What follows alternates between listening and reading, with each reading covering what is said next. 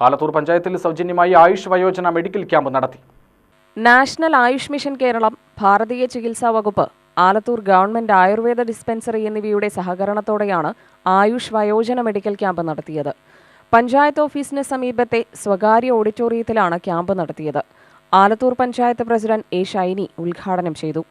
ആലത്തൂർ ഗ്രാമപഞ്ചായത്ത് പരിധിയിലുള്ള വയോജനങ്ങൾക്കുള്ള അവരുടെ ആരോഗ്യ സംരക്ഷണം മുന്നിൽ കണ്ടുകൊണ്ട് ആയുഷ് വയോജന സൗജന്യ മെഡിക്കൽ ക്യാമ്പാണ് ആലത്തൂർ ഗ്രാമപഞ്ചായത്തും അതുപോലെ ആയുർവേദ ആശുപത്രിയും സംയുക്തമായിക്കൊണ്ട് സംഘടിപ്പിച്ചിരിക്കുന്നത്.